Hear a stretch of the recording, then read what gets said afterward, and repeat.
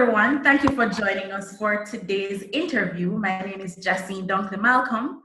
Today, we're going to be talking about a very exciting opportunity coming up for young people in the Caribbean community.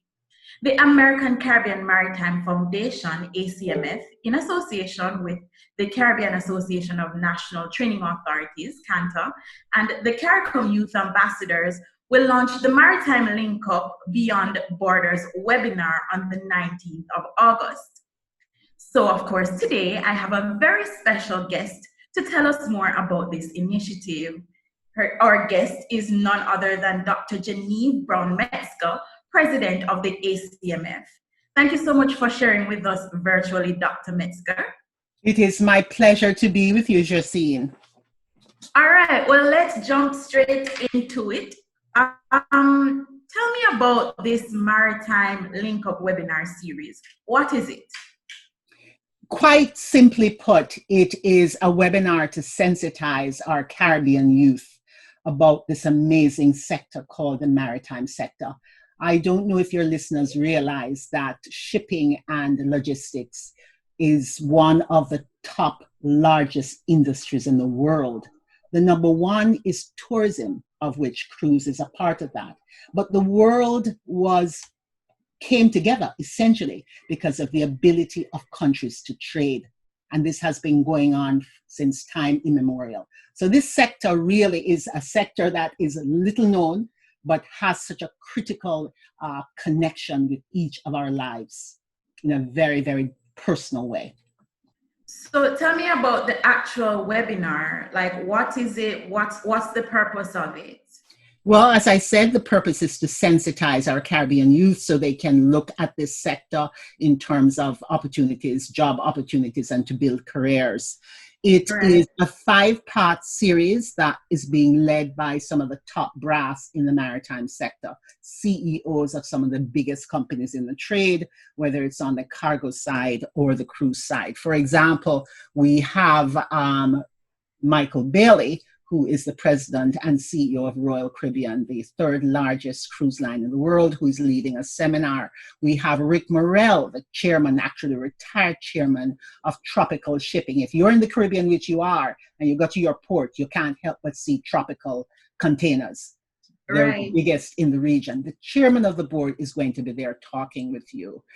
We also have Rick Sasso, who is the chairman of MSC Cruises, the 4th largest cruise line in the world. In addition, we have shipping association people such as Juan Carlos Croston, who is Panamanian and president of the Caribbean Shipping Association. So we have pulled together top brass who are dedicated to and very committed to the Caribbean, not only in terms of their business, but in terms of ensuring that their companies give back to the region. These are donors to the foundation and who enable us to be able to sponsor scholarships. So this seminar really is making sure that Caribbean youth has all the information they need to understand opportunities in the maritime sector.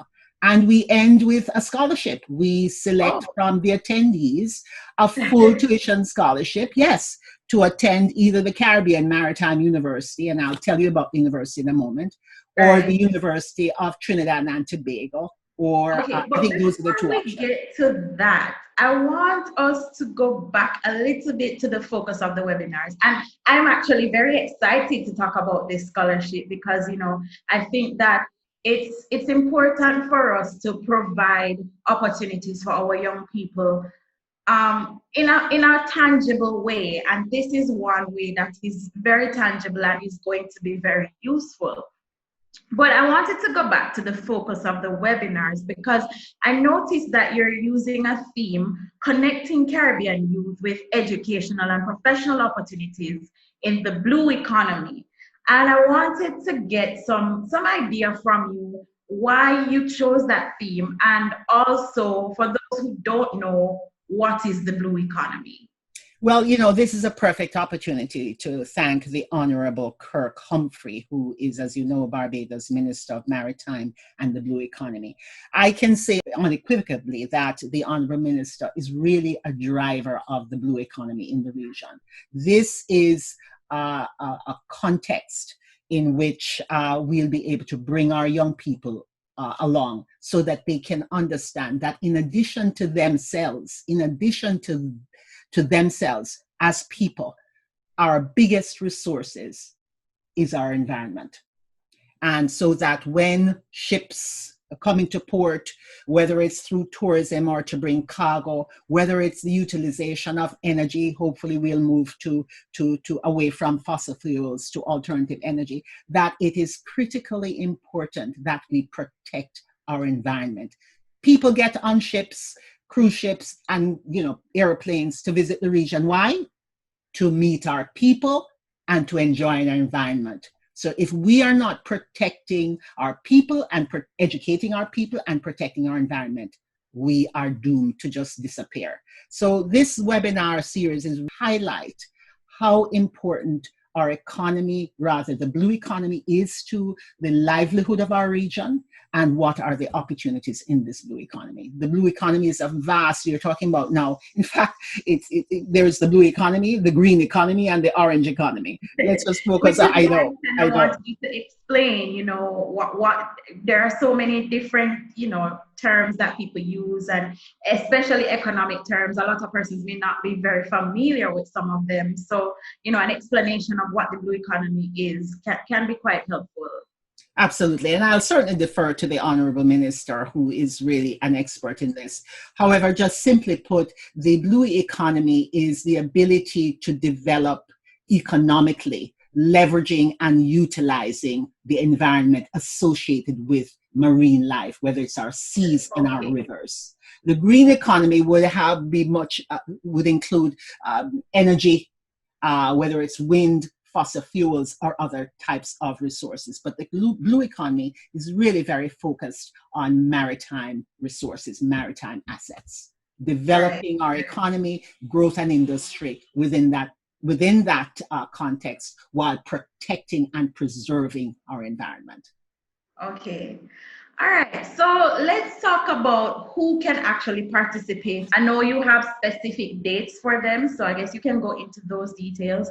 When are they going to happen, and who can actually participate? We launch in a week's time, actually on August 19th, where we will be presenting on Crossroads to the World, the Caribbean Maritime Tradition and Global Shipping. Now, we are, as a collection of states, only 45 million people with relatively small economy. But we have a saying in Jamaica, Jacine, and you know it, we're little but with Palawa. Container shipping many believe that container shipping is the driver for globalization. Now here, put this together, connect the dots. Container shipping is the driver of globalization, the ability to really connect countries and trade in an efficient manner. And we in the Caribbean are a big part of that innovation. I bet a lot of people don't know that. So we are, as you know, the Caribbean Sea is so critical to global trade, period, that I think sometimes you just take it for granted. But I digress, or maybe I just go on too much because this is a passion of mine. So that is the first one on August 19. And then on the next one will be September 9th, and all of them begin, by the way, at 10 to 11 EC time. Time. And the next one with What's in a Box, the development of container shipping and its impact on the Caribbean. And I went into a little about that. And the following will be September 23rd. That will be Phoenix Rising, the cruise industry's importance and potential for the Caribbean. And this is going to be important right now, especially coming out of this pandemic and, our recovery process. So I'm very interested to see how this one goes. Absolutely. And then after that will be October 7th Our future, our seas, Caribbean environmental issues, regulation and compliance. The focus there will be on the regulations that are global regulations that the Caribbean and the rest of the world subscribe to ensure that our environment, our waterways are protected. In other words, these are the regulations by which all who use the seas, whether it's cargo ships, cruise ships, tugboats, whoever, hotels use the seas, protect them based on these global regulations. And then the final one is October 21st, Gangway to the World, Caribbean Maritime Training, Technology, and Opportunities for Youth. So we end with a bang. After we've talked about all of this fabulous information and so on, where do you fit in now, young Caribbean person? Mm-hmm. What are the job opportunities for you? What training must you have to enter this incredible field? The last thing I will say in terms of the content is that the maritime sector is a global sector. When you are trained in this sector, and that's not the case for many trainings. When you're trained in this sector, you can work anywhere in the world. Let's just use a medical doctor. You're trained, you go to UA or wherever else in the Caribbean to study medicine. When you come to America, you can't just jump into the hospital and work. You have to get some special certification. Yes. Okay. Maritime, not true. These are global degrees. And I mentioned the Caribbean Maritime University before. The Caribbean Maritime University is one of the few universities in the Western Hemisphere with a 9001 ISO qualification. These are global standards by which training in any particular field have to comply. And unless you have that 9001 ISO certification, you can train, but your people can't necessarily move right into a global job. We have that university in the Caribbean, and people don't even fully understand what it is about. Wow.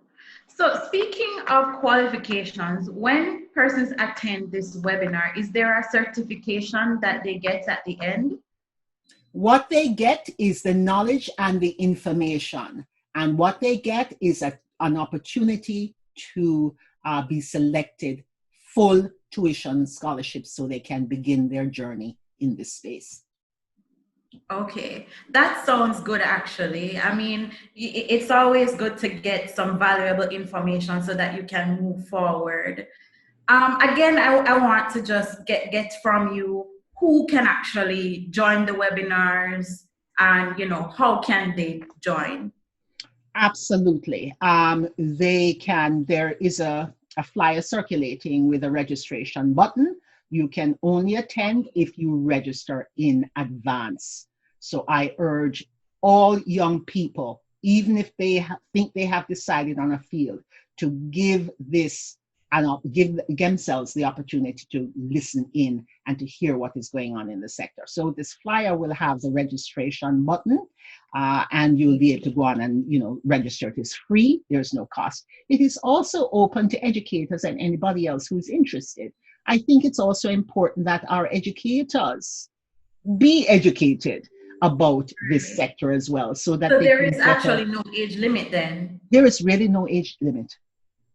And there is no professional limit. You can be an educator, you can be a plumber, you can be anything. That's pretty amazing. I would be remiss if I didn't make this point in terms of training. I think there is a misperception about the maritime space, that all you do is that you get on the ship and you serve a bunch of tourists, food, or if you're on the cargo ship, you are doing, menial labor. Let me just disabuse your list. You ever hear about maritime law?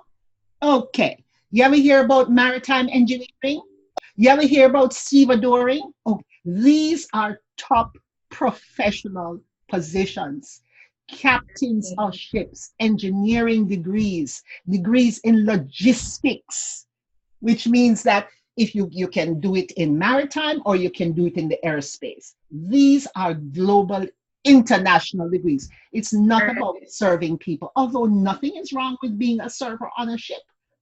Don't get me wrong, but that is not all that it is about. Yeah, there are other opportunities available across the board. maritime And they should law, be explored. maritime engineering, maritime logistics, all of the breadth of opportunities you can find in the maritime space. All right, Genevieve, let's hone this in now and tell us about this scholarship opportunity.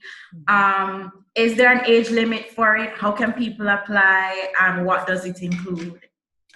We do want to limit the scholarship to high school leavers or certainly college age students. So, I mean, if you're already in college, let's start from the basic. If you have graduated from high school and you have not yet, and you're thinking about going to college, this is an opportunity. Even if you have registered in a college and you have done a year or 2 years and you want to switch fields, this is an opportunity as well. So we want to limit it to the high school and to the college age student this time. Okay. All right. And what does the scholarship include? The scholarship includes full tuition if the student attends, and the student would need to attend the Caribbean Maritime University, which is in Jamaica, or the University of Trinidad and Tobago, which obviously is in Trinidad. And Tobago. Right, exactly. And it's full tuition. Sounds good to me. And this is for anybody who wants to apply from any CARICOM member state, or is it also open to associate members? That's a good question. Why not? Absolutely. It is open across the region. Absolutely. Our facilitator, thanks to the CARICOM, has been amazing. I would not be in this interview were it not for Dr. Lorette Bristol and Pat McPherson. I give kudos especially to Pat because she's the first one I spoke with, and she could have shut me down, but she didn't. She said, "Exciting, Genevieve, let me take it to the next level." So kudos. Well done, CARICOM staff. Well done. Really appreciate them. And with Dr. Bristol, they have put together a boss team that's really brought things to this point, and we're getting ready to do the first one on the 19th. But to your point, absolutely open across the board, not just the CARICOM member nations.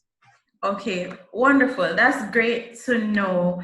Thank you so much for sharing with us, Genevieve. Just to remind everyone, you can apply for the scholarship using a link. Actually, we'll have it linked below this video if you're watching on YouTube. You may also access the link on the CARICOM social media spaces, of course. And Genevieve, will you guys have it also in your social media, on your website maybe? You are clairvoyant. Yes, I was just about to say you can go to the ACMF website, really easy. It's acmfdn.org,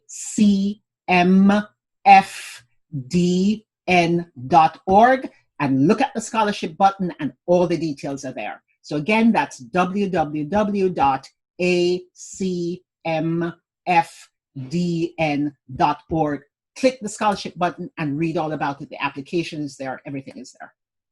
Awesome. Also, if you want to join the webinars, we will be having the details of that in the CARICOM social media spaces and on our blog, today.caricom.org. So all of the information will be available to you. All you have to do is just go to the CARICOM Facebook page or follow us on Twitter. And I gotta big up also the Caribbean Association of Training, CANTA, the Caribbean National Training Association or Authority. I'm sorry, our partner in this. Big up to them as well. Thank you so much. All right. So just once again, thank you so much for sharing virtually with us. And thanks also to our viewers for watching this interview. Once again, I invite you to check out more of the Caribbean community's content. Subscribe to our YouTube channel, like us on Facebook, follow us on Twitter, and of course, visit our blog. And thank you again, Jenny, for sharing with us. This is such an exciting opportunity. I'm really excited about it. I actually want to see these webinars. I previously didn't even have that much, interest in maritime, but after talking to you, I want to know more. And I hope that our viewers want to know more too. So thanks again. Thank you, Justine. You're very welcome. And to you guys, see you next time.